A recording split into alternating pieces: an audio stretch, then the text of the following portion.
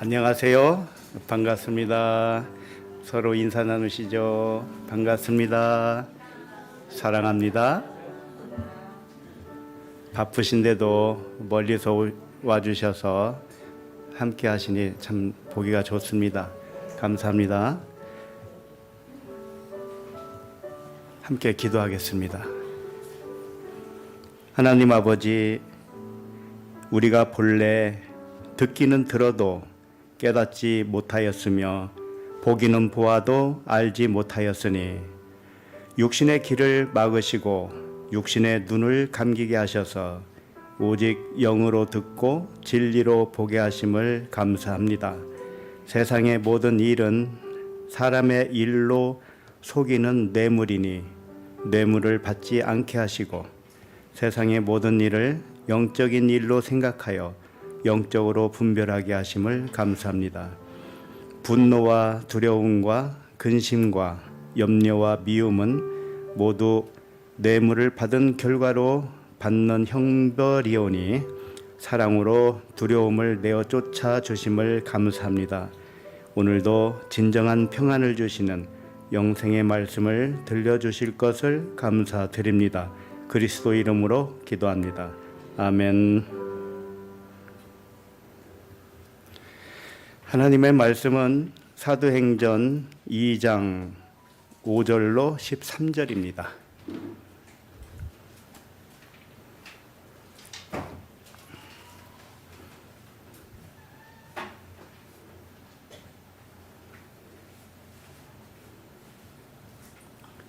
(5절부터) 함께 읽겠습니다. 시작. 그때에 경건한 유대인들이 천하 각국으로부터 와서 예루살렘에 머물러 있더니 이 소리가 나매 큰 무리가 모여 각각 자기의 방언으로 제자들이 말하는 것을 듣고 소동하여 다 놀라 신기하게 여겨 이르되, 보라, 이 말하는 사람들이 다 갈릴리 사람이 아니냐? 우리가 우리 각 사람이 난 곳 방언으로 듣게 되는 것이 어찌 됨이냐? 우리는 바데인과 메데인과 엘람인과 또 메소포타미아, 유대와 갑바도기아, 본도와 아시아, 부르기아와 밤빌리아, 애국과 및 구레네에 가까운 리비아 여러 지방에 사는 사람들과 로마로부터 온 나그네 곧 유대인과 유대교에 들어온 사람들과 그레데인과 아라비아인들이라. 우리가 다 우리의 각 언어로 하나님의 큰 일을 말함을 듣는도다 하고 다 놀라며 당황하여 서로 이르되, 이 어찌된 일이냐 하며 또 어떤 이들은 조롱하여 이르되, 그들이 세술에 취하였다 하더라. 아멘. 사도행전 8번째 말씀, 제목은 세술에 취한 사람들입니다. 오늘 본문에 등장하는 모든 사람들이 세술에 취한 사람들입니다. 그러므로 오늘 여기 오신 모든 분들과 방송을 듣는 모든 분들이 세술에 취하시길 바랍니다. 지난주 말씀은 성령 충만의 주제로 살펴보았습니다. 한 주간 성령 충만하셨습니까? 네. 성령 충만을 받은 증거가 무엇일까요? 네. 사랑하는 거요? 네. 맞는 말씀입니다. 세상의 모든 일을 하나님의 일로 분별하는 것입니다. 이게 사랑이죠. 하나님의 사랑. 세상 일을 사람의 일로 생각하면 베드로와 같이 사탄 소리를 듣습니다. 맞지요? 네. 세상 일을 하나님의 일로 생각하면 생명과 평안입니다. 하나님의 일로 생각하면 왜 생명과 평안이 될까요? 생명이신 하나님의 생각은 언제나 평안이기 때문에 그렇습니다. 그러나 사람의 생각은 하나님의 생각에서 자꾸 멀어져 가지요. 빗나가지요. 이걸 죄라고 그럽니다. 아직도 두려움과 근심에 쌓여 있습니까? 모든 일을 사람의 일로 판단을 했기 때문에 두려움이 온 것입니다. 사람의 일로 판단하면 왜 두려움과 근심이 될까요? 사람의 판단은요, 언제나 진실에서 벗어나기 때문에 그렇습니다. 사람은요, 무슨 생각을 하든지 하나님의 생각과 다릅니다. 사람의 분별은 각 사람마다 모두 다르지요. 예를 들면 지금 이렇게 각자 앉은 자리에서 여기를 바라보시면 각자 다르게 보입니다. 저쪽에서 보는 모양과 저쪽에서 보는 모양이 다 다릅니다. 그럼 진실은 무엇일까요?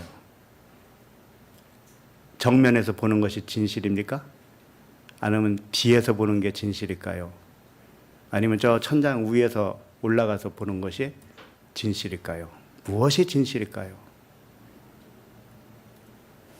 사람이 눈으로 보고 듣는 것은 어디서 보든지 어느 각도에서 보든지 어느 소리를 듣든지 진실이 아닙니다.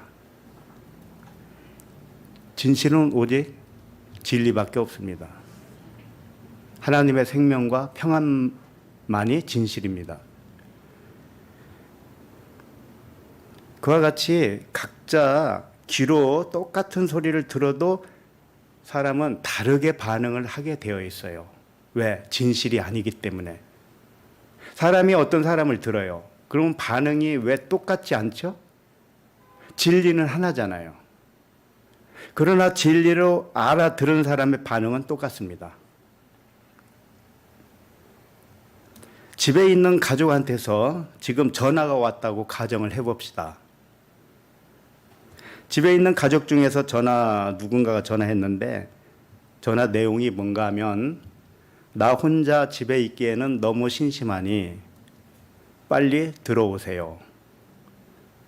이런 전화했다고 합시다. 그러면 그 전화에 대한 반응은 각 사람마다 다르지요. 어떤 사람은 알았어. 대답하기가 무섭게 집으로 달려가는 사람도 있을 것이고 심심해도 참아라 하고 일 다 마치고 집에 들어가는 사람도 있을 것입니다.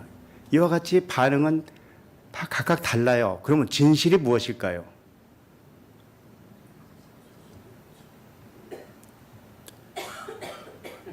집에서 빨리 오라고 하니까 빨리 가는 것이 진실입니까? 늦게 가는 것이 진실입니까? 거기에는 진실이 없습니다. 진실이 아니고 사람의 일이기 때문에 모두 자신이 만들어낸 결과에 불과합니다. 자신이 생각하기에 따라서 결정을 한 것이죠. 그렇기 때문에 이것은 진실이 아니란 말이죠. 자기가 만들어낸 일이죠. 사람의 일로 생각하면 항상 좋은 일과 나쁜 일로 생각을 하게 되어서 실제로 우리 삶 속에 일어나는 일도 좋은 일과 나쁜 일로 이게 교대로 일어나요. 교대로 일어난다고요. 교대로. 교대로 일어나는 게 좋습니까? 나쁜 일도 어둠입니다. 그 사람이 좋아하는 일도 진실일까요? 사람이 생각하는 것은 각자가 다 다르죠. 나는 이것이 좋다고 하는데 저 사람은 저걸 싫다고 하는 사람도 있잖아요. 그러면 내가 좋다고 하는 것도 진실은 아닙니다. 맞죠? 그래서 나쁜 일은 어둠으로 나타나는 것이고 좋은 일도 진리에 대한 그림자로 나타나는 것입니다. 실체는 진리밖에 없습니다. 그렇기 때문에 사람이 무엇을 추구해도 이 겉의 것으로 추구하는 것은 전부 그림자에 불과합니다.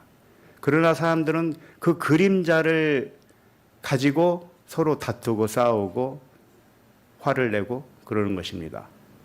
진실이 아닌 것 가지고 서로 반응을 하고 있는 것입니다. 그러니 평안은 없는 것입니다. 그럼 어떻게 해야 되겠습니까? 우리의 판단은 없는 것을 판단하고 있다는 그 사실, 그 진실을 받아들이는 것에 이제 한 걸음 뛰는 것입니다. 그걸 받아들여야 됩니다.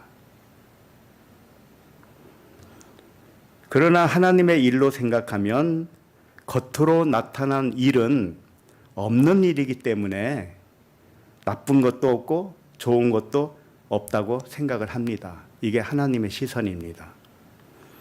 이것이 영의 생각입니다. 그러므로 하나님의 일로 생각을 하면 늘 평안을 누리게 되어 있습니다. 지금 어떤 문제가 나타났습니까? 겉으로 보이는 문제는 없는 것으로 생각해 보세요. 지금 당장 그렇게 하세요. 나에게 일어난 일, 이건 없는 것이야. 내가 있다고 생각할 뿐이지, 그러나 이제는 알았으니 없는 거야. 이렇게 생각을 해 보십시오. 없는 것으로 믿으면 그 일은 곧 사라집니다. 질병에 걸렸습니까? 그 질병을 없는 것으로 믿어보세요. 본래 질병은 없는 것이다. 지금 눈에 나타난 것뿐이다.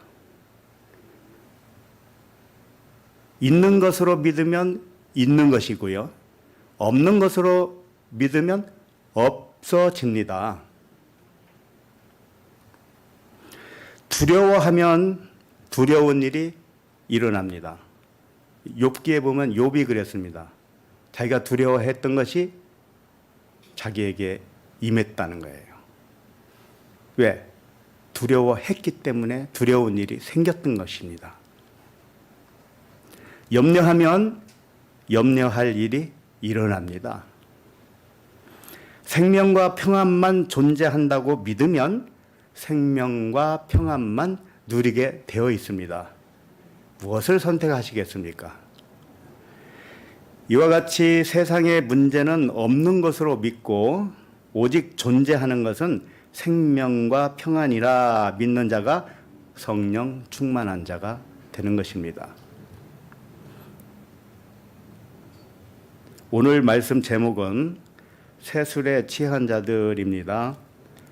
사람이 술에 취하면 평소에 없는 현상이 나타나죠. 첫 번째, 술을 먹으면 첫 번째, 기분이 좋아집니다. 맞죠? 술 안 드셔보셔서 잘 모르십니까? 그럼 오늘 집에 가서 한 잔 해보세요. 기분이 좋아져요. 그 다음에 두려움이 사라집니다. 그리고 담대해지죠. 그리고 거짓말이 사라지고요. 진실을 말하게 됩니다. 술 한잔 해야 진실이 나오죠. 그래서 비즈니스 하는 분들이 술 한잔 하는 거예요. 친구들이 술 한잔 하면서 속에 있는 말 다 꺼내지요. 술을 먹으면, 술 취하면 미움도 사라지고 사람을 친구처럼 좋아합니다. 술에 취하잖아요. 그럼 옆에 있는 사람이 다 이뻐 보여요. 다 미남으로 보이고 미녀로 보인다니까요. 그래서 아무나 끌어안으려고 그래요. 그리고 술 취하면 원수 같은 사람도 쉽게 용서를 합니다. 그 원수 같은 사람을 술자리에서 만나죠. 그러면 원수 갚으려고 행동이 나오는 게 아니고요. 아, 이 원수야 여기서 만났네. 이리 와 한잔하자. 이런다니까요. 자, 이와 같이 술에 취한 사람은 새 술에 취한 사람의 모형과 그림자입니다. 우리가 이 땅에서 난 술을 마셔도 어떤 현상이 생기듯이 새 술에 취하면 그와 같은 현상이 생긴다는 겁니다. 원수가 친구로 변하고요. 모든 사람이 다 사랑스럽게 보이고요. 걱정, 근심도 사라집니다. 그리고 전부 다 두려움이 없고 담대합니다. 세술에 취하면 그렇습니다. 지금 근심 걱정이 있습니까? 아직 세술에 취하지 않은 결과죠. 세술에 취하면요, 영적 생명이기 때문에 기분이 좋아집니다. 그리고 세상 일에 대하여 두려움이 사라지고 담대하게 됩니다. 또 세상 말은, 세상에 하는 말 있죠. 이것은 비유로만 사용하고 오직 진리만을 말합니다. 우리는 만나면 세상 얘기도 할 수가 있습니다만 그것은 언제나 비유라는 의식을 가지고 하는 겁니다. 그게 실체가 아니라는 것을 알고 말하는 거예요. 모든 사람을 자신과 하나로 믿게 됩니다. 어떻게 하면요? 세술에 취하면. 원수는 존재하지 않고 사랑만 존재한다고 믿어집니다. 이게 세술에 취한 사람의 특징입니다. 자, 그러면 5절을 읽어보겠습니다. 본문 5절 시작. 그때에 경건한 유대인들이 천하 각국으로부터 와서 예루살렘에 머물러 있더니. 오늘 말씀을 7날의 언약의 순서로 본다면 5절에서 11절까지가 6째 날이 됩니다. 그리고 12절, 13절은 7째 날이 되겠습니다. 항상 이 언약, 7날의 언약의 모토는 창세기 첫 장에 나와 있습니다. 창세기 첫 장에 나오는 창조 6째 날, 이때 무엇을 창조했습니까?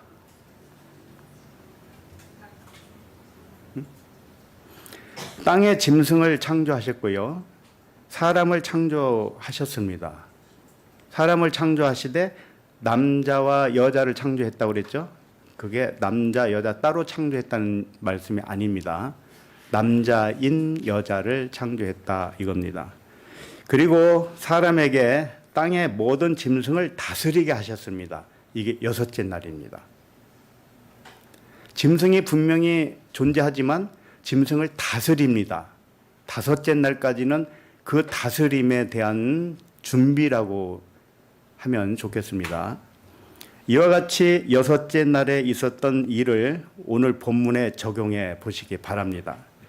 본문에서 오순절날에 다락방에서 복음을 전하는 이 120명이라고 그랬지만 120이라는 아들을 의미하죠. 그 아들과 또 12사도라고 하는 아들, 다 같은 의미지만 몇 명인가는 의미가 없어요. 아들인 것이 중요합니다. 그 아들들이 복음을 전했습니다. 대표로 설교하고 있는 베드로, 이 베드로가 6째 날 창조 기사로 말하면 아담이 되죠. 남자인 여자가 이 베드로란 말이에요. 이 베드로가 복음을 전합니다. 그러면 이것을 인자라고 그러죠. 예수 그리스도를 인자라고 하듯이 베드로도 인자가 됩니다. 자, 우리도 전부 인자입니다. 인자는 무엇이냐? 하나님의 영, 아들 그리스도가 사람의 모양을 입은 존재를 의미해요. 우리가 다 그런 모양입니다. 우리의 실체는 영과 진리, 그 다음에 그리스도의 영입니다. 하나님의 아들입니다. 그러나 육체를 입고 이 육체의 모습을 띄었습니다. 우리는 이것을 인자라고 합니다. 겉모양은 사람이요 안으로는 하나님의 영이다 이겁니다. 그러므로 우리는 사람이 아니고 누구입니까? 사람은 단지 모양만 띄고 있는 것뿐이지 실체는 신입니다. 영이라고도 하고요. 그리스도라고도 합니다. 신이에요. 신. 그래서 좀 기억에 남으시라고 우리는 사람이 아님은이다 이런 말씀도 하셨죠. 사람이 아니문이다. 육체가 실제가 아니라 영이 실제라는 뜻입니다. 그래서 우리의 일은 모두 신의 일이 되는 것입니다. 사람의 모양을 띠고 있지만 우리가 살아가는 의식은 신의 의식으로 살기 때문에 모든 일이 신의 일입니다. 맞죠? 그걸 하나님의 일이라고 한 겁니다. 하나님의 일이 신의 일입니다. 여섯째 날에 생겨난 인자가 본문에서는 베드로가 된다면 땅의 짐승은 본문에서 누구를 가리킬까요? 본문에 보면 천하 각국에서 온 유대인들이죠. 이들이 짐승입니다. 이 짐승이 이제 다스림을 받는다는 이야기가 오늘 여섯째 날이에요. 이들이 다스림을 받아야 할 땅의 짐승들입니다. 나 한 사람으로 말하면, 우리 각자 한 사람으로 말하면 나의 육신의 생각이 다스림을 받아야 할 짐승이라는 뜻이고, 나의 영이 인자 또는 베드로와 같이 영의 생각을 의미하는 것입니다. 5절을 다시 보시면 경건한 유대인들이 천하 각국으로부터 예루살렘에 왔다고 했는데 무슨 일로 왔을까요?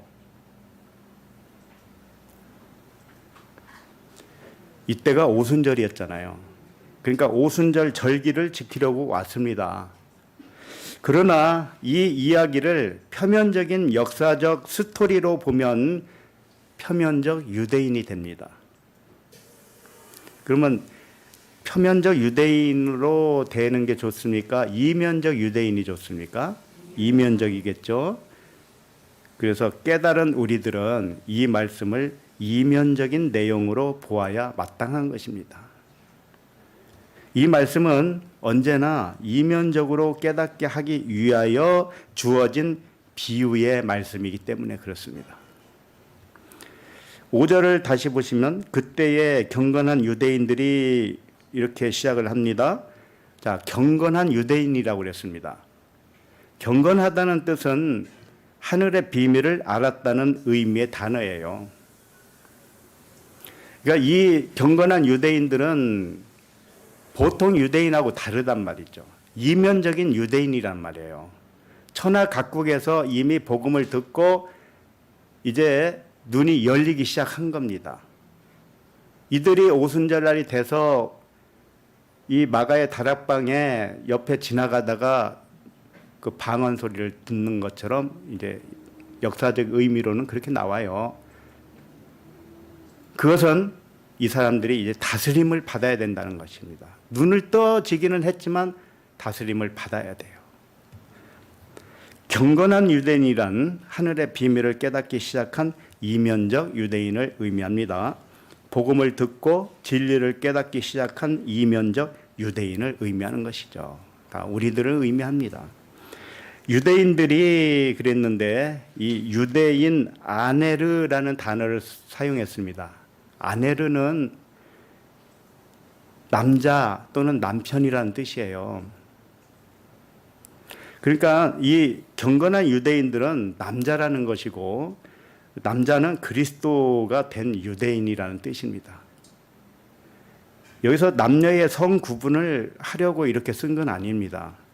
생각을 해보세요. 외국에서 오순절을 지키려고 왔는데 자기 조국 나라로 왔는데 남자만 왔을 리가 있습니까?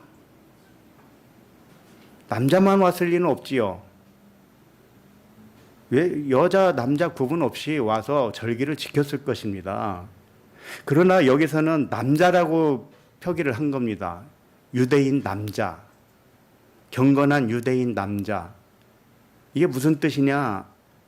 영적인 남자라는 의미고 그리스도가 되었다는 의미예요. 남녀 구별하는 그런 의미의 뜻이 없습니다. 디모데 전서 3장 16절을 잠깐 볼까요? 디모데 전서 3장 16절.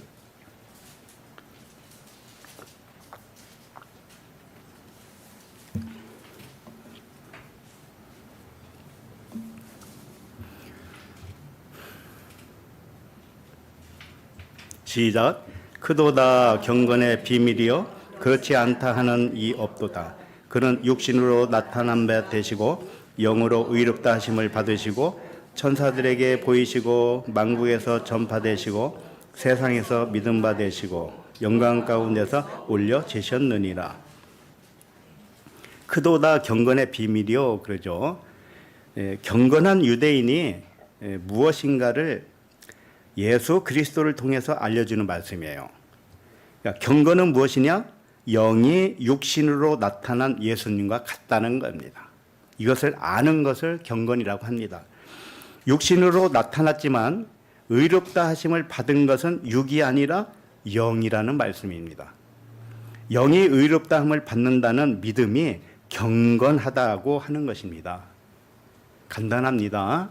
육으로 보면 경건치 못한 것이요 영으로 봐야 경건한 것입니다.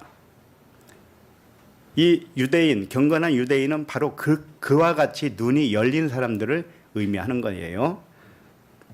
자, 본문으로 다시 와서 이 경건한 유대인들이 천하 각국으로부터 와서 예루살렘에 머물러 있더니 그랬는데 이 이면적 유대인에게는 예루살렘도 땅에 있는 예루살렘이 아닙니다.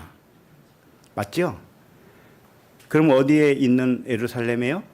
하늘에 있는 예루살렘. 진리의 언약을 가지고 있는 자들이라는 뜻입니다. 이면적 유대인이 거하는 곳은 하늘의 예루살렘이라는 말씀이에요.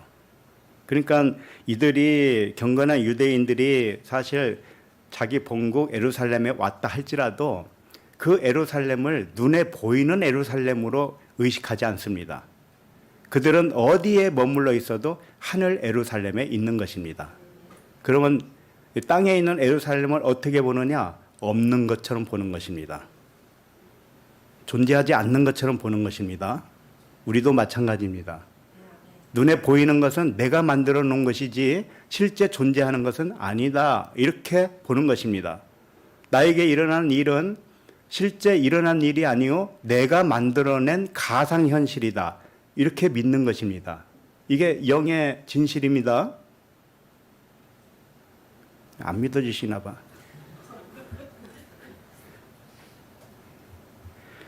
자, 누가복음 2장 25절에 보면 제가 읽어드립니다. 예루살렘에 시므온이라 하는 사람이 있으니 이 사람은 의롭고 경건하여 이스라엘의 위로를 기다리는 자라. 성령이 그 위에 계시더라. 시므온이라고 하는 사람이 나이 많은 사람이에요. 이 의롭고 경건한 사람 시므온은 하늘의 예루살렘의 사람이라는 뜻이에요. 그리고 성령의 위로를 기다리는 사람입니다. 바로 오늘 경건한 유대인들이 이와 같은 모습입니다. 경건한 유대인이 맞기는 맞는데 성령의 위로를 기다리는 거예요. 그래서 오순절날 성령 강림을 고대하면서 왔다는 것입니다. 이와 같이 성령의 위로를 받으려고 온 사람들이 천하 각국에서 온 경건한 유대인들이다. 이렇게 소개하고 있는 것입니다. 자, 그런데 왜 천하 각국에서 온 것일까요? 역사적으로 보면 북이스라엘은 아수르에 멸망을 했지요. 남유다는 바벨론에게 멸망을 해서 끌려갔습니다. 그리고 흩어져서 디아스포라 유대인이 되었던 것입니다. 그런 사람들을 지금 의미하는 거예요. 그 후에는 로마의 속국이 되었습니다. 그러면서 많은 유대인이 세계 각국으로 흩어져 살았습니다. 그런 배경 때문에 12지파가 세계 각국에 흩어져 살았던 것입니다. 야고보서 1장 1절에 보면 하나님과 주 예수 그리스도의 종 야고보는 흩어져 있는 12지파에게 문안하노니 이렇게 편지의 서두에 말씀하고 있습니다. 흩어져 있는 지파, 12지파. 그게 역사적으로 보면 이스라엘이 다른 나라의 외침을 받아서 멸망하고 끌려가고 흩어져 살게 되어서 흩어진 12지파 이렇게 표현을 합니다마는 이걸 이면적으로 해석을 해 보십시오. 이면적. 나에 대하여 적용을 해 보시라 이겁니다. 나에 대하여. 나 한 사람에게 적용을 하면 이렇게 되겠죠. 흩어진 12지파란 혈통을 의미하는 겁니다. 혈통으로 12지파가 사라졌다는 뜻입니다. 다 흩어졌다는 거예요. 그게 무슨 뜻입니까? 사람은 혈통을 진짜라고 생각을 합니다. 그래서 혈통을 중요시합니다. 박씨 집안, 이씨 가문, 누구네 가문, 또 우리 집, 그 혈통을 굉장히 중요시합니다. 그리고 그 혈통이 진짜라고 믿고 혈통을 중요시하기 때문에 하나님이 그 혈통을 흩어버립니다. 어떻게 흩으시냐?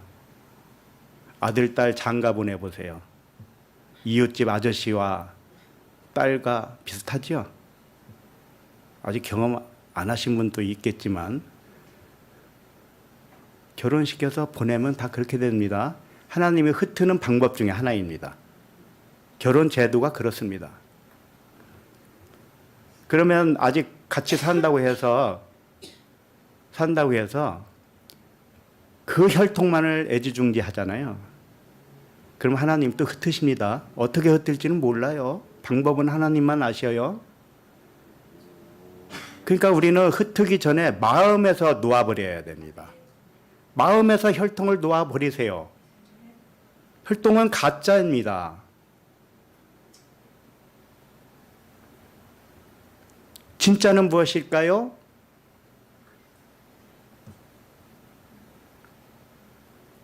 그리스도의 혈통밖에 없습니다. 모두가 그리스도이기 때문에 그렇습니다. 영으로 생각해야지 육으로 보면 틀린 것입니다. 예수님처럼 하셔야 됩니다. 예수님은 혈통을 귀하게 여기지 않았습니다. 귀하게 여긴 것은 모두를 귀하게 여겼죠. 모두를. 왜? 모두가 한 영으로 형제니까요. 그래서 누가 내 어머니며 동생들이냐 이렇게 말씀하셨던 것입니다. 이와 같이 모든 사람의 영혼은 나와 하나인 형제라는 의식을 가진 자가 경건한 자입니다.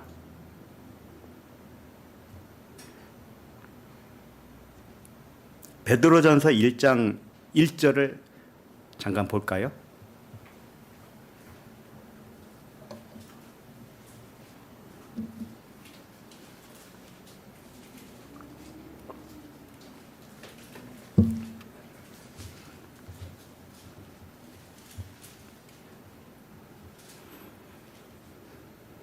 베드로전서 1장 1절 시작. 예수 그리스도의 사도 베드로는 본도, 갈라디아, 갑바도기아, 아시아와 비두니아와 흩어진 나그네. 2절도 있습니다. 곧 하나님 아버지의 미리 아심을 따라 성령이 거룩하게 하심으로 순종함과 예수 그리스도의 피 뿌림을 얻기 위하여 택하심을 받은 자들에게 편지하노니 은혜와 평강이 너희에게 더욱 많을지어다.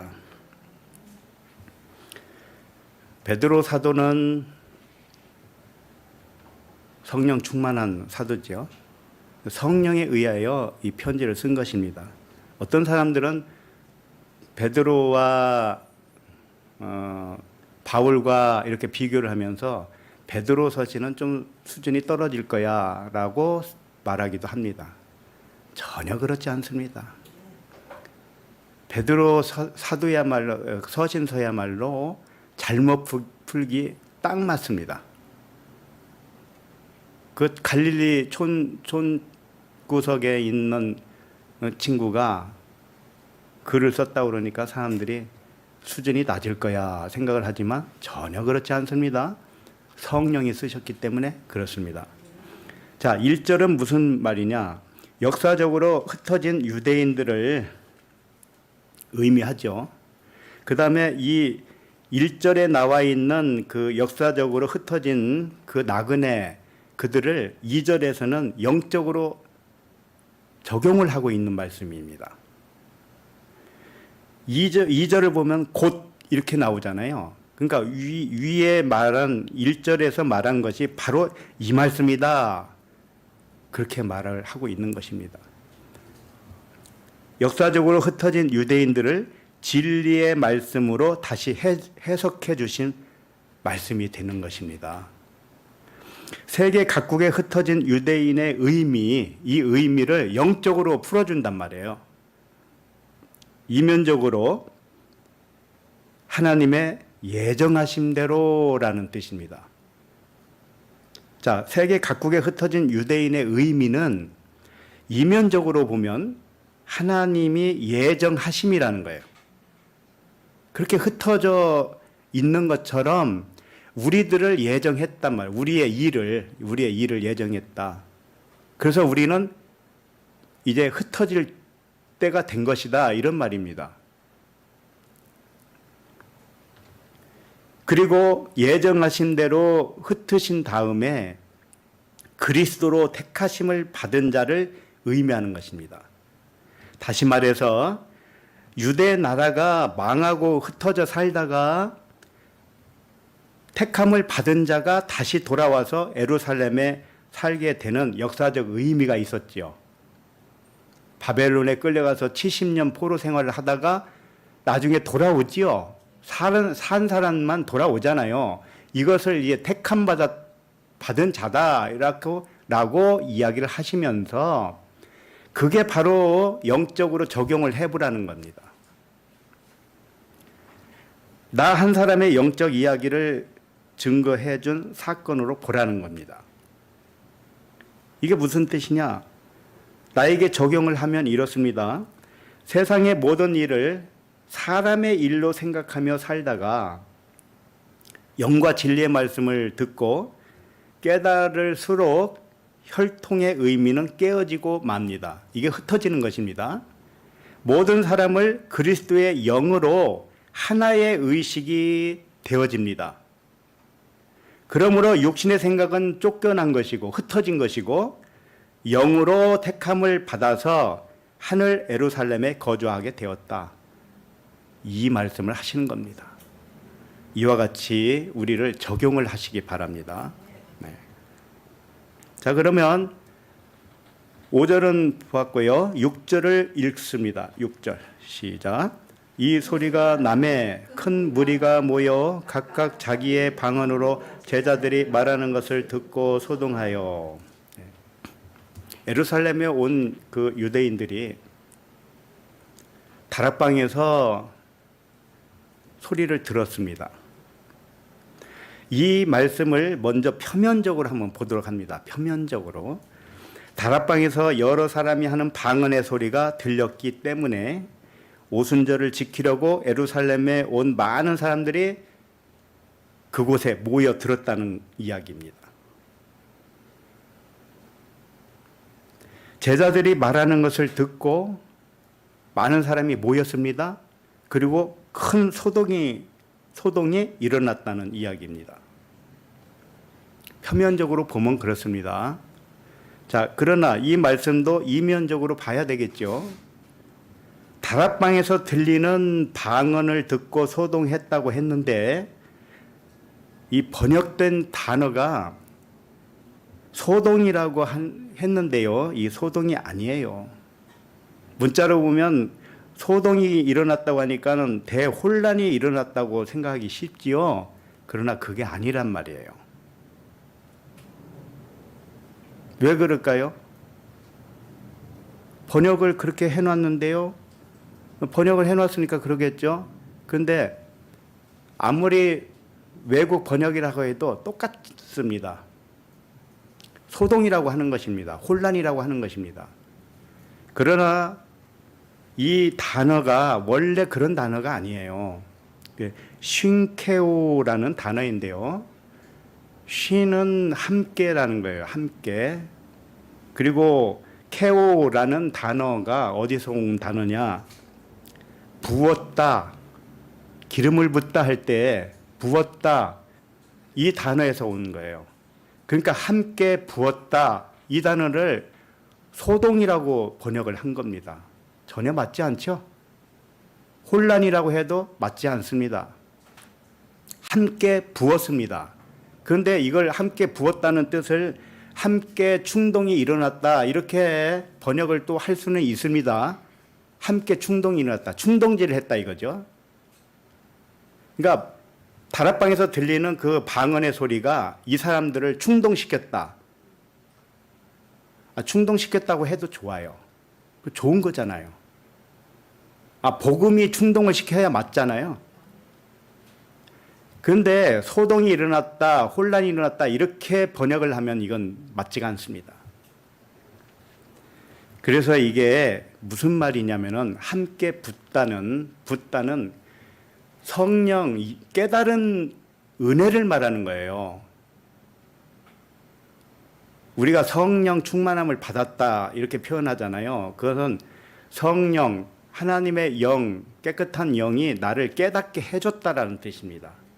우리들도 실체는 영이기 때문에 영이 들어왔다 나갔다 하는 게 아닙니다. 성령은 항상 나와 항상 함께 있어요. 함께 붙어 있습니다. 아예. 예? 세포가 여럿이지만 우리 몸뚱아리에 세포가 다 붙어 있잖아요. 그와 같이 하나님은 나와 하나예요. 그냥 하나예요. 하나로 붙어 있어요. 그분이 뭐 내 안에 들어왔다 나갔다 그러겠습니까? 성령 충만이라는 것은 성령이 임했다 뭐 이런 뜻은 내가 깨달았다 이런 뜻이에요. 쉽게 말하면 깨닫게 해주셨다 이런 뜻입니다. 그러니까 함께 부었다는 것은 베드로와 사도들처럼 똑같이 부음을 받았다라는 겁니다. 똑같이 깨달았다는 겁니다. 이제 아시겠죠? 그러니까 오늘 여섯째 날에 뭐라고 그랬습니까? 짐승을 다스린다고 그랬잖아요. 아담이 짐승을 다스리게 한다 이렇게 했습니다. 그러면 지금 베드로의 설교가 이들을 다스리고 있는 거예요. 그럼 다스림을 받으면 그게 순종이죠. 순종이 일어나면 베드로와 수준이 같아진다는 거예요. 하나가 되었다는 뜻입니다. 사도들처럼 동일하게 같은 진리의 말을 이제 듣기 시작했다 이런 뜻입니다. 6절을 다시 보시면 이 소리가 나매 큰 무리가 모여 각각 자기의 방언으로 제자들이 말하는 것을 듣고 소동하여 그랬는데 여기서 방언이라고 그랬죠? 방언은 원래 글로사입니다. 글로사, 혀. 그런데 여기서는 디알렉토스라는 단어를 사용했습니다. 디알렉토스. 이게 방언이라기보다는 그냥 말입니다. 말. 근데 말은 말인데 무슨 말이냐? 설명하는 말 이런 뜻입니다. 뭔가 설명을 할 때 있잖아요. 사람들이 설명하죠. 그걸 디알렉토스라고 하는 것입니다. 그러니까 이건 우리가 생각하는 방언이 아니죠. 예, 베드로가 복음을 설명했다는 거예요. 그 소리를 들었다는 겁니다. 그래서 이 6절에서는 방언이라고 하면 안 돼요. 방언은 글로사인데 혀를 뜻합니다. 혀. 그러니까 혀로 말하는 것은 글로사인데 그건 뜻을 모르는 말을 한다 이런 뜻입니다. 그러니까 방언을 해도 뜻을 모르면서 하잖아요. 그러니까 그것은 혀예요. 혀. 랄랄랄 하는 그 혀라고. 혀의 소리라고요. 그건 전혀 영적이지 않습니다. 그런데 방언을 왜 주시느냐면은 믿음 없으니까 이거라도 네가 체험을 해서 믿음에서 떠나지 말아라. 더 진짜 믿음으로 들어가기를 바란다라는 의미에서 주신 것입니다. 그러니까 그런 차원을 벗어난 사람, 이미 올라간 사람들은 방언 같은 게 필요가 없습니다. 뭐가 필요하냐? 디알렉토스. 복음을 설명하는 말이 필요하단 말이에요. 그 말이 진짜예요. 그래서 복음 6절에서는 방언이라고 하면 안 되고요. 복음을 설명하는 말이라 해야 하는 것입니다. 자, 그리고 소리가 나매 그랬잖아요. 이 소리는 포네라는 단어인데요. 포네는 뭐냐면 소리는 소리인데 빛에서 나온 소리라는 뜻입니다. 포스가 빛이에요. 그러니까 포네는 그 빛에서 나온 소리라는 뜻입니다. 그렇기 때문에 이것은 그냥 뭐 무슨 방언 소리 이런 게 아니고 빛에 대하여 복음을 설명하는 말을 의미하는 거예요. 아들의 음성을 듣는 자는 무덤에서 살아나리라, 그런 말도 있죠. 그게 바로 그 소리입니다. 포네라는 소리입니다. 근데 소리가 무슨 번개치는 소리처럼 하겠습니까? 사람이? 설명하는 말이죠. 설명하는 말. 설명하는 말 듣고 무덤에 있는 잠자는 자가 눈을 뜨고 일어난다는 뜻입니다. 그래서 이 빛에서 온 소리, 진리의 음성을 의미하는 것이에요. 자, 그 다음에 각각 자기의 방언으로 제자들이 말하는 것을 듣고 소동하여 그랬는데, 자, 이 말씀이 가장 오해하기 쉬운 말입니다. 마치 자기들 나라의 언어로 방언하는 것을 듣고 소동했다는 뜻으로 오해를 합니다. 자, 이 각각 자기의 방언으로 그랬잖아요. 그러니까 각각 자기가 살던 지방의 언어로 저들이 방언을 하고 있다, 이렇게 오해를 하기가 쉽다니까요. 그러나 그런 말씀이 아닙니다. 자기들 나라의 언어로 방언하는 것을 듣고 소동했다는 뜻이 아니고 각 사람이 하나의 자신같이 하나의 진리로 들었다는 뜻입니다. 여기 단어가 그런 단어예요. 각각 자기의 이렇게 되어 있죠. 이게 세 단어로 되어 있습니다. 헤이스, 헤카스토스, 테 이디아 이렇게 되어 있어요. 이게 무슨 뜻이냐면 헤이스는 하나잖아요. 하나고 헤카스토스는 뭐냐? 전체 중에 각각이라는 뜻이에요. 각 사람 이렇게 표현도 합니다. 이걸 각 사람. 그러니까 전체인데 각각 사람이에요.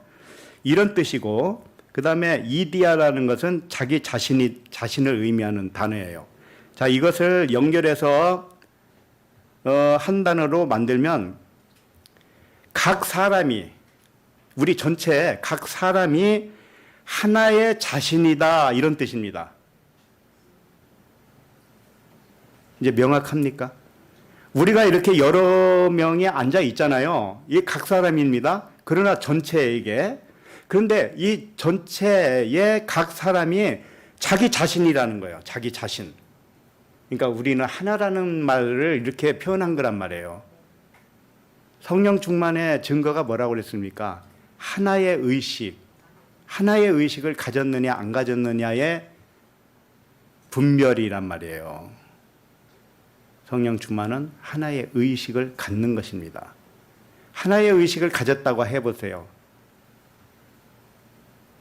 누구를 원망할 수가 있나요? 미워할 수가 있나요? 사랑밖에 없는 것입니다. 사랑. 우리는 그런 존재라는 것입니다. 그리고 영적 다섯째 날 오순절에는 성령의 충만을 받은 말씀이잖아요. 그것이 바로 우리 모두가 나 하나의 자신으로 깨달았다, 이겁니다. 천하 각국으로부터 온 이면적 유대인들도 12사도와 베드로와 동일하게 깨닫기 시작했다는 말씀입니다.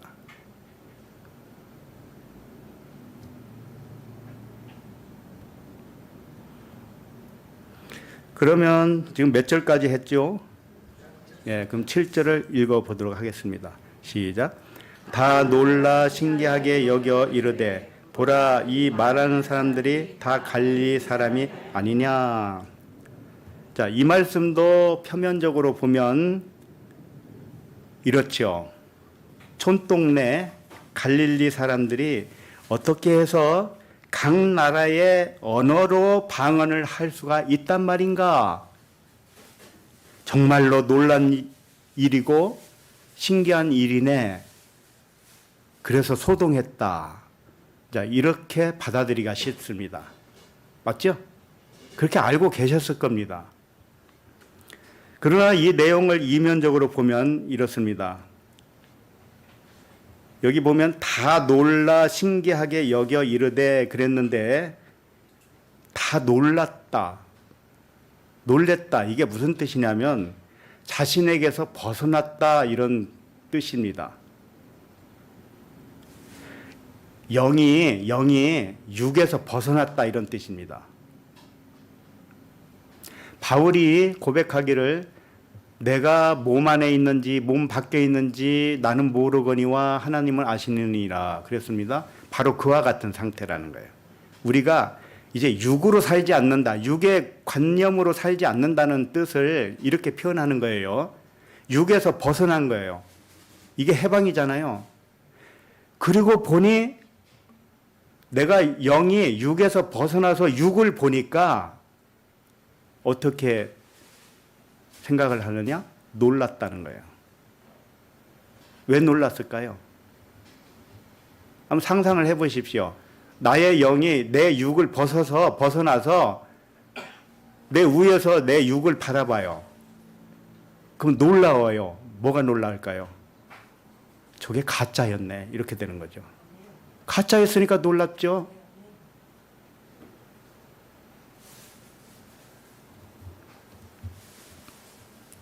그래서 놀랐다.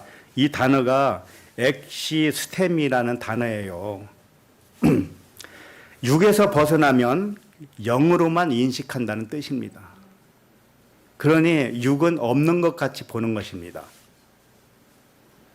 그래서 이걸 놀랍다 이것을 다른 데에서는 번역을 어떻게 했느냐? 미쳤다 이렇게 번역을 합니다. 엑시스템이 밖으로 나가서 세워졌다 이런 뜻입니다. 몸에서 빠져나와서 진리로 세워졌다. 내 영이 그런 존재다. 그렇게 해서 육을 바라보면 육만 바라보겠어요? 영들을 바라보겠죠. 실체를 바라보겠죠. 그러면 신기하죠. 영은 신기합니다. 그래서 육에서 벗어나서 이것을 놀랍다 이렇게 표현도 하고 미쳤다 이렇게 표현도 하는 것입니다. 육신의 생각으로 진리를 들으면 미쳤다고 하기 때문에 그렇습니다. 육신의 생각으로 진리를 들으면은 저 무슨 말이지? 미쳤네 이런다니까요. 그와 같이 이 단어는 우리들을 진리로 이끌어 가기 위한 단어들이에요. 영으로 깨어나서 듣는 것을 놀라 신기하게 여겨 이렇게 번역을 하면 좋습니다. 그리고 보라 그랬죠. 이 보라는 감탄사입니다. 뭘 보라고 했겠습니까? 위의 것을 보라는 뜻이죠. 성경에 보라 이런 말이 자주 등장하지요. 그럼 뭘 보겠습니까? 위를 보라 이런 뜻이죠. 하늘을 보라, 진리를 보라. 너의 실체가 영과 진리 아니냐? 그 영과 진리를 보라. 하나님은 신이지 않느냐? 신을 보아라. 이런 뜻이죠. 보라. 이어서 하는 말도 당연히 진리의 말을 하는 것입니다. 이 말하는 사람들이 다 갈릴리 사람이 아니냐 이랬단 말이에요. 그러니까 보라. 갈릴리 사람을 위의 차원으로 보라 이런 뜻이죠. 갈릴리 총구석에 있는 사람으로 보지 말고 위의 차원으로 바라보라 이런 말입니다. 그래서 번역된 글자대로 오해를 하면 이 뉘앙스가 마치 하잘것없는 갈릴리 사람들이 어떻게 여러 나라 외국말을 유창하게 할 수 있느냐 이래서 놀랬다 소동했다 이렇게 오해를 합니다. 그러나 그런 말씀이 전혀 아닙니다. 한마디로 말하면 세계 각국에서 온 유대인들이 눈이 떠져서 베드로가 하는 말을 듣고 깨달았다 이런 말입니다. 눈이 열렸다 이런 말이에요. 진실은 그럼 무엇이냐? 진리를 말하는 사람들이 갈릴리 사람이 아니냐 이렇게 말을 한 겁니다. 자, 갈릴리라고 하는 이 단어는 굉장히 의미가 있어요. 갈릴리라고 했을 때 두 가지 의미가 숨어 있습니다. 한 가지는 겉의 것이고 하나는 속의 것이죠. 겉으로 보는 갈릴리 동네는 보잘것없는 촌동네입니다. 그래서 갈릴리 나사렛에서 무슨 선한 것이 날 수 있겠느냐 그런 말도 했죠. 그러니까 갈릴리의 대명사는 겉으로 보면 보잘것없는 동네예요. 그러나 갈릴리는 히브리어 갈랄에서 온 단어입니다. 갈랄은 뭐냐? 구르다. 성령의 수레바퀴를 의미해요. 성령의 수레바퀴가 굴러가는 곳이 어디냐? 갈릴리. 그래서 예수님이 부활하신 다음에 갈릴리 해변에서 제자들을 만나잖아요. 그래서 진리를 전하고 있죠. 바로 그런 것입니다. 갈릴리는 성령이 운행하는 곳. 그러니까 갈릴리 출신들은 겉으로는 육체요, 안으로는 영이다. 이것을 갈릴리 하나로 표현하고 있는 것이에요. 그러므로 예수님과 제자들이 갈릴리 사람입니다. 육체로는 보잘것없지만 영으로는 신비하고 위대하다라는 뜻이에요. 그게 예수님이고 제자들입니다. 그래서 하나같이 제자들 출신이 갈릴리 출신이에요. 하나님이 그렇게 세팅을 하신 거죠, 이미. 마태복음 제가 찾아볼게요. 그냥 적어놓기만 하세요. 마태복음 26장 69절에 보면 베드로가 바깥들에 앉았더니 한 여종이 나와 이르되 너도 갈릴리 사람 예수와 함께 있었도다 하거늘. 자, 베드로도 갈릴리 사람이요, 예수도 갈릴리 사람이라는 뜻입니다. 함께 있었지 않느냐 이런 뜻이고, 갈릴리 사람 예수는 육체로는 십자가에 죽어야 할 육신이었죠. 그러니까 베드로도 육으로는 죽어야 된다 이런 말씀입니다. 그러니까 갈릴리, 겉으로 보이는 갈릴리는 죽고 속으로 위대한 갈릴리로 살아나야 된다는 의미를 갈릴리 하나가 이렇게 증거하고 있는 것입니다. 마가복음 14장 70절에도 보면 베드로가 이제 그 예수님이 채찍이 맞고 할 때, 포로가 되었을 때 그 불 쬐면서 멀찌감치 예수님 따라간 적이 있었잖아요. 그래서 마가복음 14장 70절인데 또 부인하더라. 조금 후에 곁에 서 있는 사람들이 다시 베드로에게 말하되 너도 갈릴리 사람이니 참으로 그 도당이니라. 이런 말씀이 있어요. 베드로도 갈릴리 사람으로서 육체로는 육체 예수와 같다라는 거예요. 그래서 육신의 의식은 거짓된 것이기 때문에 사라져야 된다는 뜻입니다. 그리고 오직 진실은 영의 의식, 그리스도의 의식만이 진실이기 때문에 그것으로 살아나야 된다는 뜻입니다. 그러니까 베드로가 3번 부인하잖아요. 3번 부인하는 것이 잘한 겁니까? 못한 겁니까? 잘한 거죠. 어째서요? 육으로 부인한 겁니다. 갈릴리 출신 육으로는 부인을 한 거예요. 예수님을 부인한 사건이 아닙니다. 예수 육체를 부인한 거죠. 예? 그리스도를 받아들이면 예수 육체는 부인하게 되어 있습니다. 우리가 나를 그리스도로 받아들이면 육체는 부인하게 되어 있어요. 베드로가 그렇게 3번 했단 말이에요. 3일길로. 요한복음 1장 46절에도 나다나엘이 이르되 나사렛에서 무슨 선한 것이 날 수 있느냐? 빌립이 이르되 와서 보라 하니라. 이렇게 기록하고 있습니다.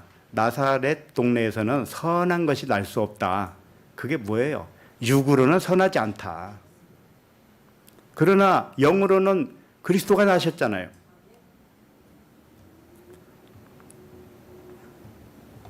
나사렛 동네가 갈릴리 마을에 속해 있습니다. 그래서 나사렛이나 갈릴리나 같은 그런 동네예요. 갈릴리에서 육체로는 선한 것이 날 수 없다. 영으로는 그리스도가 나온다는 뜻입니다. 예수님이 태어난 곳은 베들레헴이었습니다. 그런데 산 곳은 어디였어요? 나사렛 동네였죠. 왜 이렇게 했을까요? 근본은 베들레헴이고 자란 곳은 나사렛입니다. 우리도 마찬가지입니다. 우리가 근본이 어디입니까? 하늘입니다. 하늘이에요. 그런데 지금 사는 곳은 어디입니까? 갈릴리예요. 여기가 갈릴리란 말이에요. 겉으로는 세상이지만 안으로는 천국이란 말이죠. 이게 갈릴리의 의미입니다. 정리를 하면 예수님이나 제자들이 갈릴리 사람인 것처럼 우리들도 모두 갈릴리 마을 사람들입니다. 육신으로는 선한 것이 아니고 그리스도로서 선한 것이 나는 곳, 이게 갈릴리 사람이라는 뜻입니다.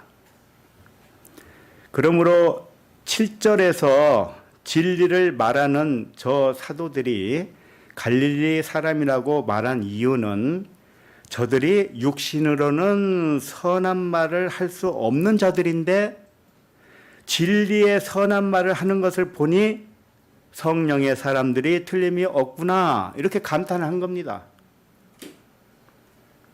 우리도 마찬가지입니다. 육신의 의식으로는 선한 것을 말할 수가 없습니다. 아무리 유창하게 말을 하고 뭐 설교를 하고 복음을 전한다 해도 육신의 의식이 살아 있어서 하면 다 사람의 교훈이 되고요. 그것은 하나님과 관계가 없는 것입니다.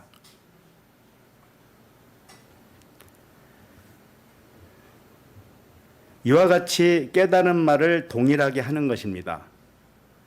여섯째 날에 아담이 짐승을 다스린다는 의미가 바로 이런 것입니다. 베드로의 설교가, 복음이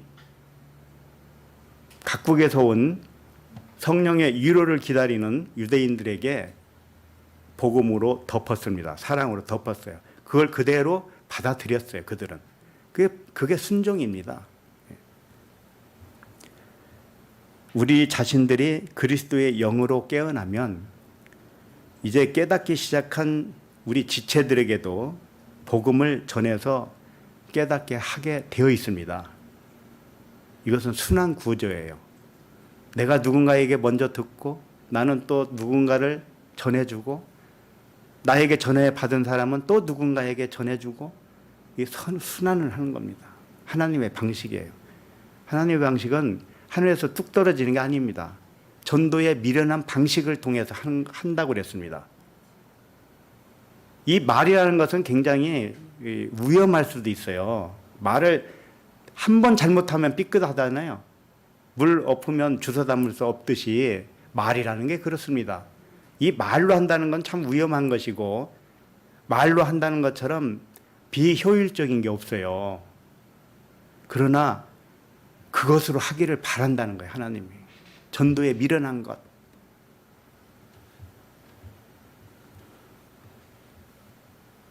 우리가 말을 안 해도 하나님은 다 하실 수 있다고 생각하잖아요. 하실 수 있습니다. 물론 합니다.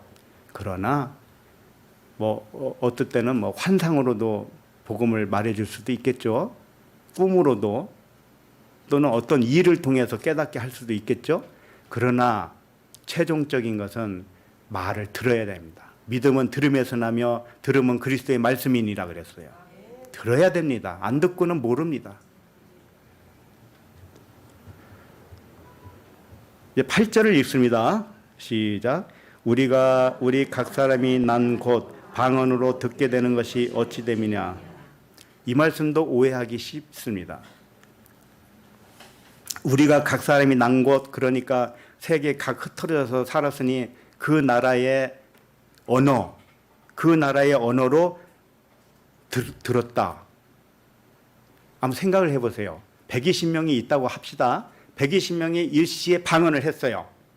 그럼 우글우글 왁자지글 하겠죠.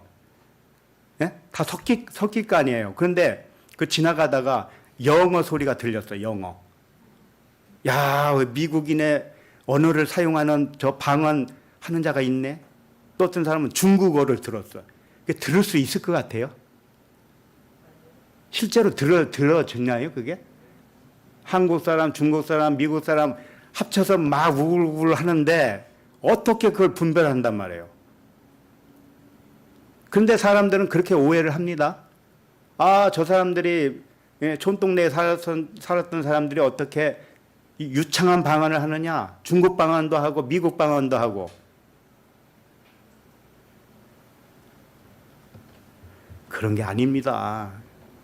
그런 거 아니에요. 성경은 그렇게 그런 것을 신비스럽게 말씀하지 않습니다. 그건 신비한 게 아니에요. 전혀 무익한 겁니다. 그렇게 한들 그게 뭐란 말이에요, 그게. 그래서 이 말씀도 표면적으로 보면 이렇습니다. 우리가 각각 여러 나라의 언어로 방언을 듣게 되는 것이 어찌 됨이냐. 이렇게 오해를 해요. 갈릴리 사람들이 하는 방언을 들어보니까 마침 지나가는 사람이 미국 사람, 일본 사람, 중국 사람, 한국 사람, 사우디아라비아 사람, 이 각 나라의 언어로 방언하는 소리를 들었다. 이렇게 오해를 합니다. 번역도 그런 뉘앙스로 했던 것입니다.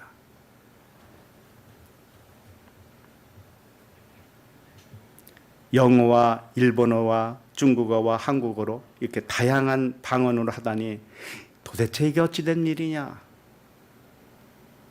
그런 말이겠습니까? 전혀 그런 말이 아닙니다.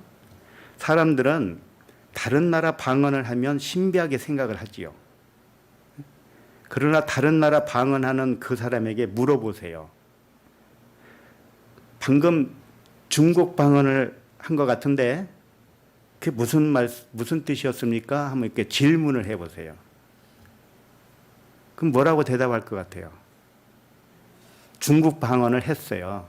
근데 그게 무슨 뜻입니까? 물어보니까 뭐라고 하겠어요? 뜻은 몰라요. 그냥 나오는 대로 한 거지요, 뭐. 이렇게 대답할 겁니다. 뜻은 모르는 것입니다, 방언은. 방언의 통역이라는 말이 있죠? 그게 무슨 뜻인 줄 알아요?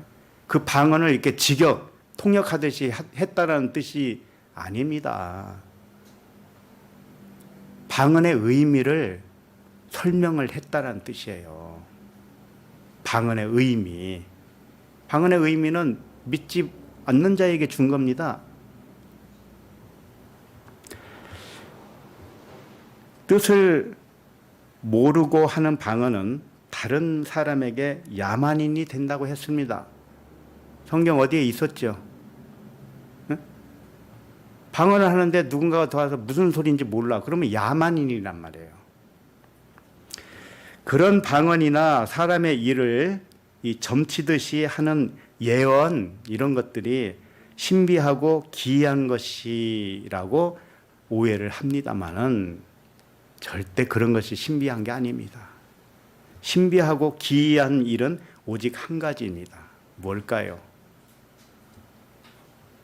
이 세상의 모든 일을 사람의 일로는 존재하지 않은 듯이 보는 것이고 모든 일을 하나님의 일로 보는 것, 이것이야말로 신비하고 기이한 일입니다.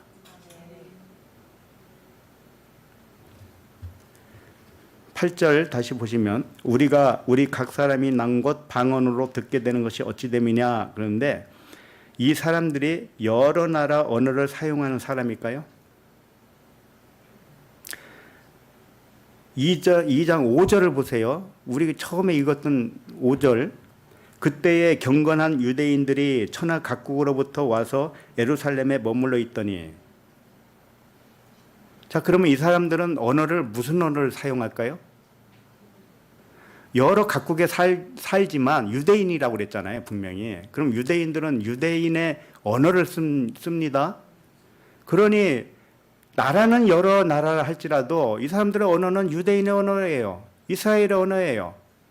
그러니 이스라엘의 언어로 알아들을 수밖에 없잖아요.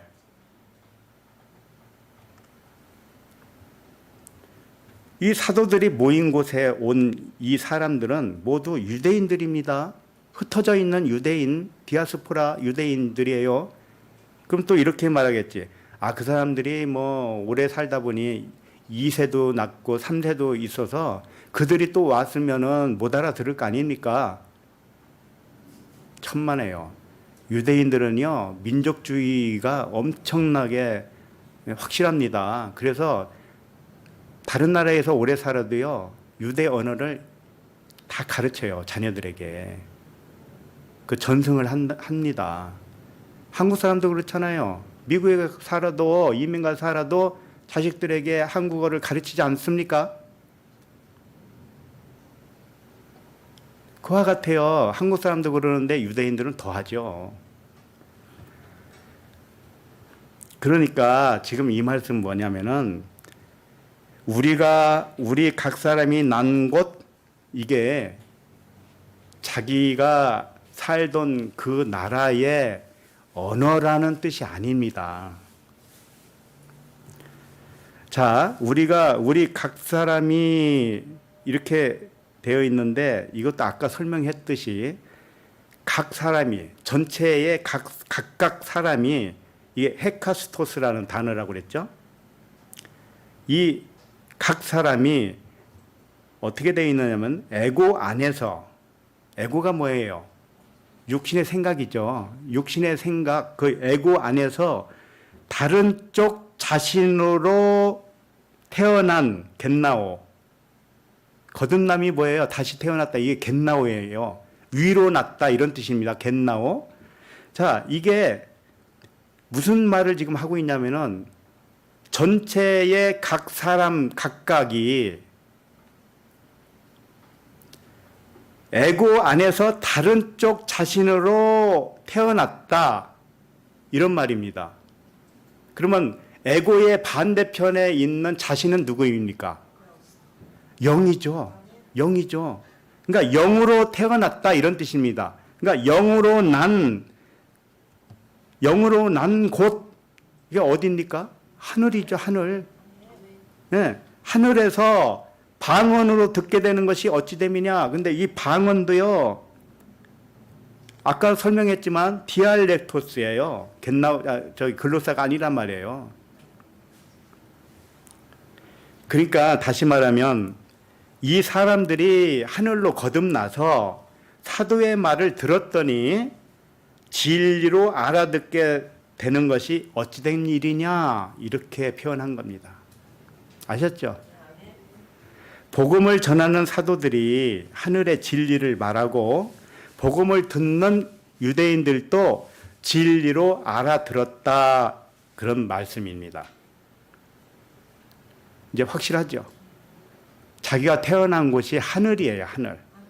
그러니까 하늘의 언어로 들었다. 복음을 하늘의 언어로 들었다. 이런 말씀입니다. 지금 여러분들이 다 그러고 있는 겁니다. 그들과 우리가 뭐 달라야 되겠습니까? 2000년 전에는 뭐 성령이 혀가 갈라지듯이 오기도 했나 보죠, 뭐.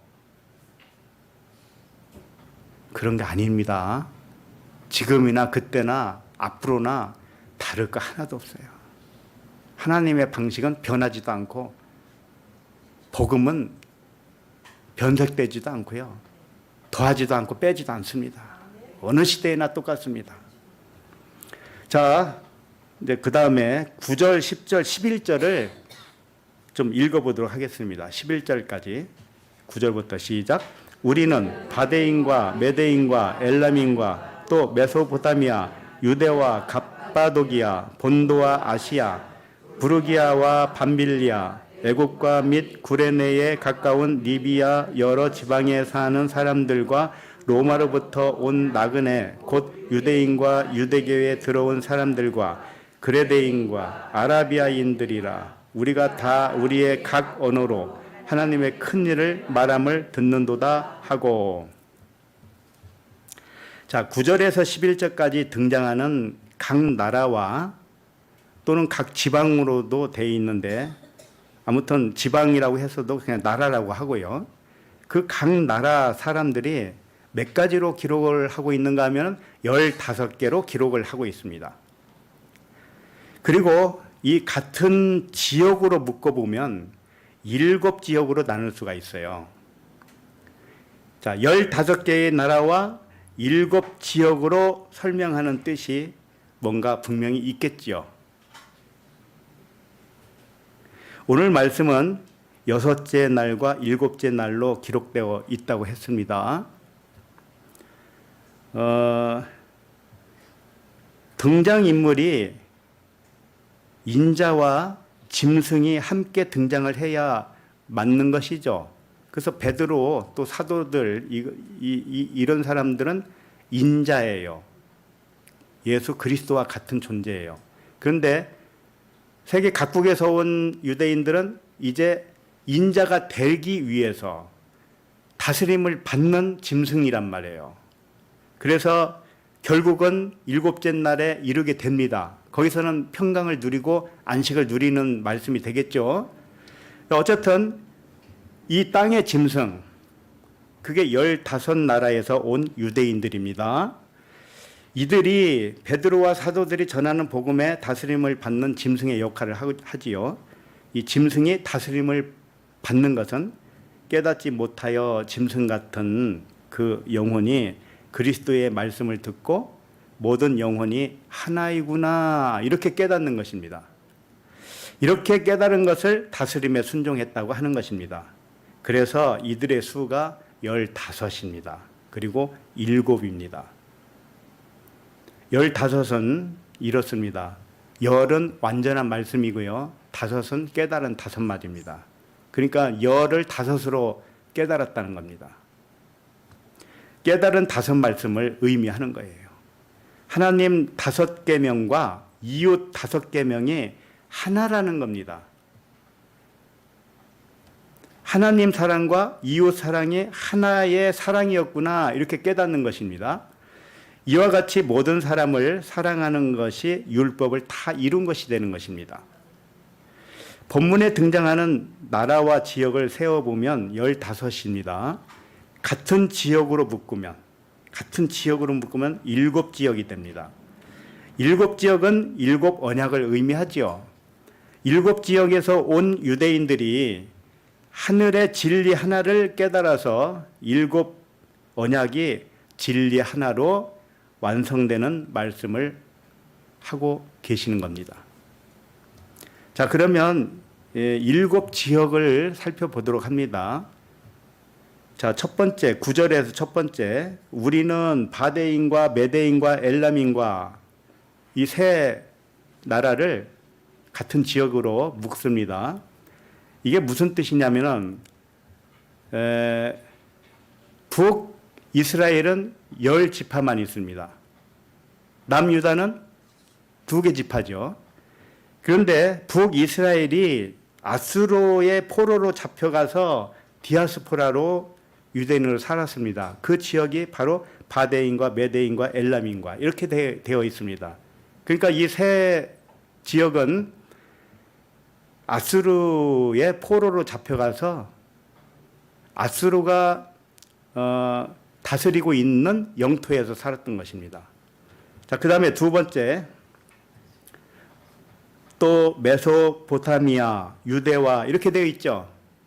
이것은 메소포타미아의 유대라는 뜻입니다. 그러니까 아브라함의 고향이 메소포타미아예요. 그런데 이 메소포타미아는 바벨론의 포로로 끌려가서 살았던 메소포타미아의 유대인입니다. 그러니까 이게 지금 하나님이 하시고 싶은 이야기가 뭐냐면 이 흩어져 있는 멸망당해서 흩어진 그 내력을 설명하고 있어요. 이것을 우리 내면으로 적용을 해야 되는 것입니다. 그래서 바벨론의 포로로 끌려가서 살았던 메소포타미아의 유대인 이 표면적 유대 왕국을 의미하는 것입니다. 표면적 이스라엘 나라, 이것을 의미하는 것이죠. 그래서 마가복음 13장 14절에 보면 멸망에 가증한 것이 서지 못할 곳에 선 것을 보거든 읽는 자는 깨달을진저 그때에 유대에 있는 자들은 산으로 도망할지니라 그랬어요. 유대에 있는 자들은 산으로 도망하라는 거예요. 그러니까 그것을 역사적으로 증명해 준 사건들이 아수르의 포로를 끌려가고 바벨론에게 포로를 끌려간 사건이란 말이죠. 너희들은 가짜를 진짜로 알고 있지. 이 가짜를 다 진짜로 다시 설명하기 위해서는 포로를 끌려가야 돼. 멸망을 당해야 돼. 그겁니다. 그와 같이 우리 육신의 생각은 죽은 것입니다. 사망입니다. 그 사망의 자리로 다시 들어가는 것이 죽음을 죽음으로 완성하는 것입니다. 그래서 멸망에 가증한 것이 뭐냐면은 표면적 유대인이에요. 표면적 유대 왕국. 이게 멸망에 가증한 것이고 우리에게 적용을 하면 우리에게 멸망에 가증한 것이 뭐예요? 육신의 생각입니다. 육신의 생각은 내가 다 지어낸 허상입니다. 환상이에요. 걱정, 근심이 다 환상이라는 것입니다. 이게 그러니까 유대에서 그렇게 되면 유대에서 어떻게 해야 돼요? 산으로 도망가야 됩니다. 산은 어디입니까? 말씀산이죠. 말씀으로 도망가라. 진리의 말씀으로 도망가라. 그리스도의 말씀으로 도망가라. 이런 뜻입니다. 그 다음에 세 번째는 갑바도기아, 본도와 아시아 이렇게 되어 있습니다. 이게 소아시아 지역이라는 뜻입니다. 그 다음에 네 번째는 10절에 나와 있습니다. 부르기아와 밤빌리아. 이것은 로마의 행정구역입니다. 로마에게 흩어져서 속국이 됐습니다. 이스라엘이. 그래서 여기저기 흩어져 살아요. 그게 부르기아와 밤빌리아. 로마의 행정구역입니다. 그 다음에 다섯 번째, 애국과 및 구레네에 가까운 리비아 여러 지방에 사는 사람들과 이것은 애굽의 행정구역 지역입니다. 애굽은 뭐예요? 애굽은 역시 사람이잖아요. 세상이고 사람이고 율법이고 이것을 애굽으로 표현하고 있잖아요. 그 다음에 여섯 번째는 로마로부터 온 나그네 곧 유대인과 유대교에 들어온 사람들과 이게 로마 지역에 있습니다. 그 다음에 일곱 번째 11절에 있습니다. 그레데인과 아라비아인들이라 그랬습니다. 이건 지중해 동부 지역, 그러니까 에게해 연안 국가예요. 이들이 살고 있는 그레데인과 아라비아인들이 살고 있는 것이 바로 이스마엘의 후예들이 사는 곳입니다. 지금의 아랍인들을 의미하고요. 이들이 사는 지역을 상징하고 있어요. 그레데인과 아라비아인을 언급하는 이유는 이렇습니다. 이게 이제 가장 그 바다 섬나라예요. 섬나라. 해안나라 또는 섬나라입니다. 이 섬나라를 지나면 유럽이 됩니다. 그래서 이 복음이 이 제일 마지막에 그레데인과 아라비아인을 거론하는 이유도 그렇습니다. 이 세상 끝, 그러니까 복음이 유럽을 뚫고 세계로 뻗어나가는 그 상징성을 보여주고 있다고 봅니다.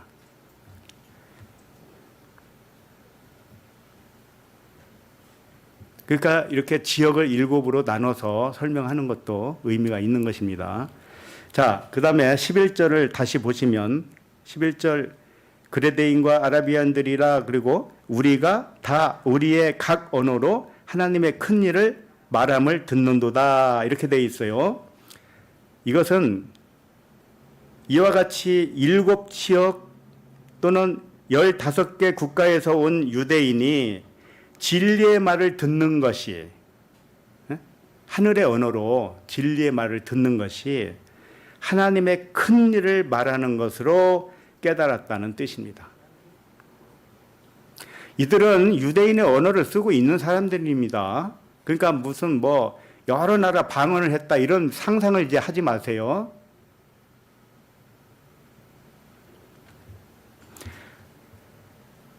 하나님의 큰 일은 무엇일까요? 이 큰 일이 메갈레이오스 이렇게 되어 있는데요. 메가스가 크다는 뜻입니다. 근데 메갈레오스, 큰 일은 완전한 일이란 뜻이고요. 사랑이 완전한 일이죠. 율법의 완성은 사랑이니까. 그리고 진리가 완전한 것입니다. 예, 그렇기 때문에 이 큰 일, 하나님의 큰 일은 영과 진리의 말씀이라는 뜻이고 사랑이라는 뜻입니다. 성경에 보면 그 창세기에 보면 넷째 날에 지은 것이 있죠. 작은 광명체, 큰 광명체. 이 작은 광명체는 카탄 마오르 이렇게 해서 마오르는 광명체라는 뜻이죠. 카탄은 작은 광명 작다라고 했지만 이건 보잘것없다. 버려야 할 것 이런 뜻입니다. 뭘 버려야 될까요? 율법을 버려야 되고 육신의 생각을 버려야 되는 거예요. 세상을 겉의 세상을 버리고 안에 있는 신성을 취하여야 되는 것입니다. 그러면 당연히 이 큰 광명체는 당연히 뭐겠습니까? 아까 큰 일이라고 했죠. 하나님의 큰 일. 이 메가스가 크다는 건데 히브리어로는 가돌이라고 그래요. 가돌. 이게 크다. 이것은 영과 진리가 큰 것이다. 하나님의 일이 큰 것이다. 그러니까 빛이죠. 빛은 빛인데 발광체가 큰 것이죠. 달과 같이 이게 빛을 받아서 하는 것은 육신의 생각인데 육신의 생각은 사라져야 된다. 이런 뜻입니다. 본문의 유대인들은 사도의 복음을 듣고 모든 일을 하나님의 큰 일로 깨달았습니다. 모든 일을 하나님의 완전한 일로 깨달았습니다. 모든 일을 하나님의 사랑으로 깨달았습니다. 자, 12절을 보겠습니다. 12절 시작. 다 놀라며 방황하여 서로 이르되 이 어찌된 일이냐 하며, 이 말씀도 표면적으로는 각 나라의 방언을 듣고 놀라며 당황했다는 뜻이 아닙니다. 그렇게 보일지라도 그런 말이 아니고요. 다 놀라며 당황하여, 이게 뭐냐면은 아까 놀라다가 뭐라고 그랬어요? 육신을 벗어났다고 그랬잖아요. 영이 육신을 벗어나면 그게 놀란 일이다. 또는 미쳤다. 이렇게 표현한 거라고 그랬죠. 그러니까 영이 육신을 벗어나서 육신의 일을 보고 당황했다는 것입니다. 영이 육신을 보니까 당황했습니다. 왜? 처음에는 육신이 진짜인 줄 알았더니 영이 육을 보고 있으니 육은 자기가 생각했던 거하고 틀리거든요. 그냥 안개와 같은 것이었거든요. 육신의 생각도 다 허풍쟁이였구나. 가짜였구나. 이걸 알았다니까요. 그러니까 당황하지요. 그래서 서로 이르되 이 어찌된 일이냐 하며 이렇게 돼 있는데 이게 이런 뜻입니다. 서로 이르되라는 것은 서로 다른 쪽을 향하여 이렇게 돼 있습니다. 이 다른 쪽이라고 왜 그러는가 하면 알로스라는 단어가 있기 때문에 그렇습니다. 알로스는 다른 또는 그 밖에 이런 뜻이고, 프로스 향하여 말하되 이렇게 되어 있습니다. 다시 말해서 서로 이르되, 이것은 뭐냐면 서로 반대쪽에 있는 영에게 이르되 이런 겁니다. 자, 우리가 육신에게서 영이 벗어났습니다. 그러면 영들끼리 이야기하겠죠. 그런 말을 지금 여기서 하는 거예요. 육은 이제는 끝났고 영끼리 이야기하고 있는 거예요. 그 영끼리 뭐라고 얘기하고 있어요? 이게 어찌된 일이냐? 육에서 나와서 영이 육에서 나와서 육을 바라보니 이게 어찌된 일이냐? 이렇게 놀랬다니까요. 놀라신 적이 있습니까?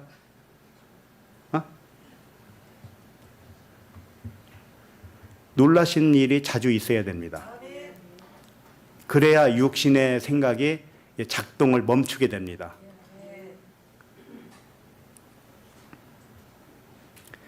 다시 말해서 영이 육신을 벗어나서 육신의 일을 보게 되었는데 육신의 일은 없는 것과 같은 것이었네. 이렇게 본다는 겁니다. 그러므로 모든 일을 사람의 일로 보면 환상을 본 것이고 오직 하나님의 사랑이 진짜이고 겉으로 나타난 일은 육신이 잘못 보고 오해한 일일 뿐이다. 이것입니다. 그러면 13절을 읽겠습니다. 시작. 또 어떤 이들은 조롱하여 이르되 그들이 세술에 취하였다 하더라. 조롱했다고 하니까 비아냥거렸다 그런 의미로 받아들이기 쉽지요. 그런 말씀이 아니고요. 다 진리의 말씀입니다. 자, 또 어떤 이들은 조롱하여 이르되 그랬습니다.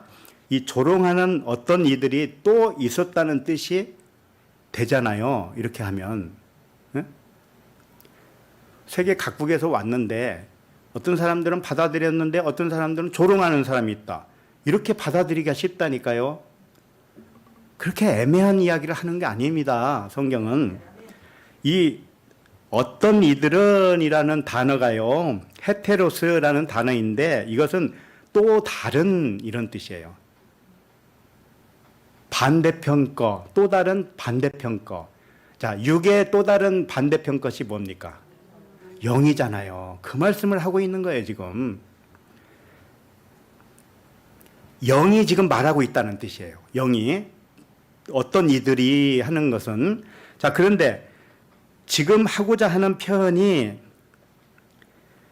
그 어떤 것이 뭐냐면은 영이 말을 하는데 반대편권으로 말은 해요. 말을 할 때, 그러니까 이 반대로 말한다는 뜻인데요. 조롱한다고 그랬잖아요. 조롱한다는 게 영이 말은 하는데 입술로 말한다 이런 뜻이거든요. 조롱이 입술로 말한다 이런 뜻이에요. 그럼 입술로 말한다는 것은 겉의 것으로 말한다 이런 뜻입니다. 다시 말해서 비유로 말한다 이런 뜻입니다. 잘 생각하셔야 됩니다. 우리가 영입니다. 깨어난 영이라 할지라도 진리를 전할 때는 전부 비유입니다. 제가 지금 이렇게 1시간 반까지 말씀을 드렸지만 사실은 이게 다 비유입니다.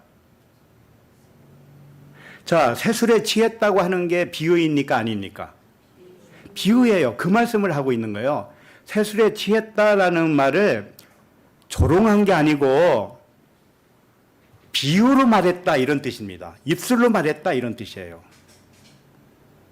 이제 알아듣겠죠? 그러니까 깨어난 영이 말은 하는데 입술로 말을 하잖아요. 저처럼. 그런데 입술로 말하는 것은 다 비유라는 뜻입니다.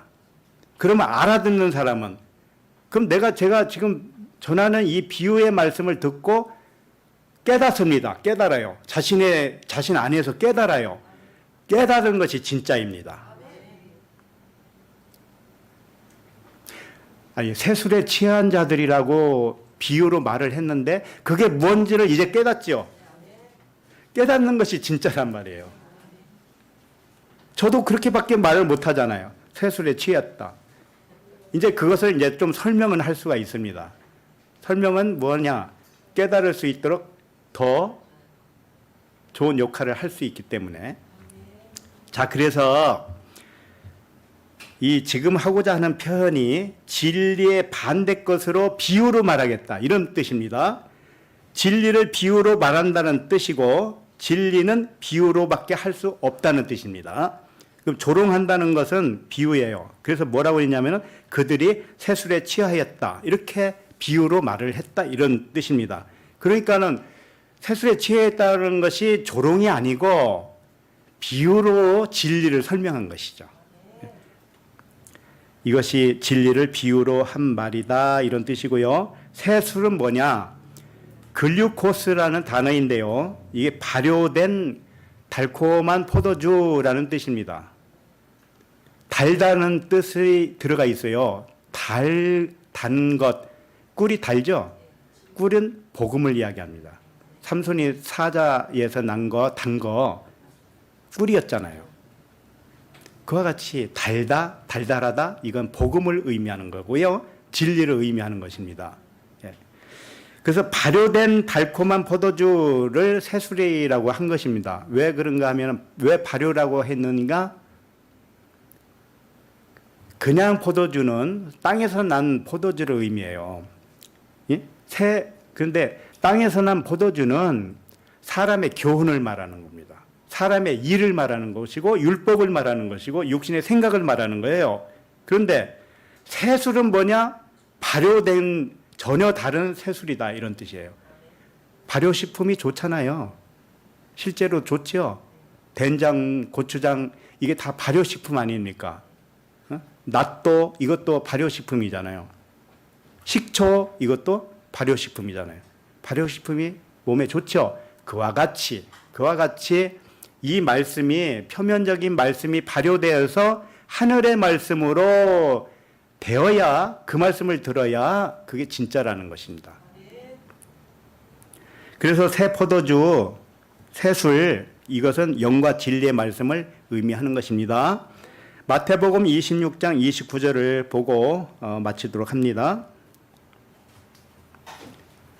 마태복음 26장 29절.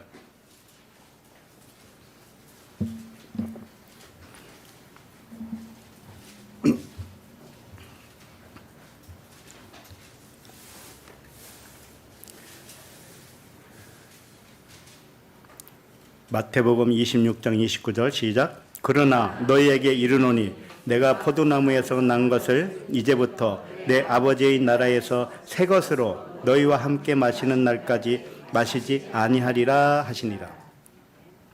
예수께서 마시지 않겠다는 포도나무에서 난 것은 무엇일까요? 그게 비유라는 거예요. 마시지 않겠다는 땅의 포도주는 사람의 교훈이고 비유라는 것입니다. 그리스도의 말씀이 내 밖에 있으면 사람의 교훈이 되고 비유가 된다는 말입니다. 제가 지금 말씀을 드리죠. 그러면 듣죠. 내가 밖에서 말하는 이것은 비유입니다. 그런데 이 말씀을 듣고 내가 가슴으로 깨닫죠. 그러면 그것이 진리가 된 것이고 새 포도주가 된 것입니다. 네. 그러므로 너의 자신을 그리스도의 영으로 받아들이면 그 비유가 풀려서 내 안에 들어왔으니 하늘나라의 새 포도주를 마시는 것이다. 이 말씀을 한 것입니다. 그래서 아버지 나라에서 우리와 함께 마시겠다. 아버지 나라가 어디 있습니까? 내 안에 있잖아요. 천국이. 내 안에서 그리스도와 하나가 되어서 함께 마시겠다. 새 포도주는 비유가 풀어진 영과 진리를 의미하는 거예요. 그러니까 반드시 비유는 필요합니다. 그러나 내 마음속에서 비유가 풀어지면 그게 진리가 된 것입니다. 정리를 합니다. 새술에 취한 자들은 사도들이 전하는 복음을 듣고 영이 육에서 벗어난 자들입니다. 새술에 취했다는 뜻은 영으로 채워졌다, 영으로 충만하다 이런 뜻입니다. 영으로 완전히 채워진 자들은 영으로 육신의 생각을 다스리는 자들입니다. 새술에 취한 자들은 항상 기쁩니다. 그리고 아무 두려움이 없습니다. 그리고 모두를 사랑합니다. 세상의 일은 없는 것 같이 보는 것입니다. 모든 일을 하나님의 생명과 평안으로만 봅니다. 이게 새술에 취한 자들입니다. 이와 같이 새술에 취하시길 바랍니다. 기도하겠습니다. 하나님 아버지, 사도를 통해서 그리스도의 말씀을 듣고 사도들과 똑같이 같은 의식으로 살아가게 하시니 감사합니다. 우리 도부 에클레시아 가족 모든 형제 자매들이 새술에 취하게 하시고 세상을 넉넉히 이기는 인자들이 다 되게 하여 주옵소서. 모든 분리의식이 하나의 의식으로 회복시켜 주시고 약할 때 강한 되시는 그리스도의 사랑으로 세상을 정복하게 하시옵소서. 그리스도 이름으로 기도합니다. 아멘.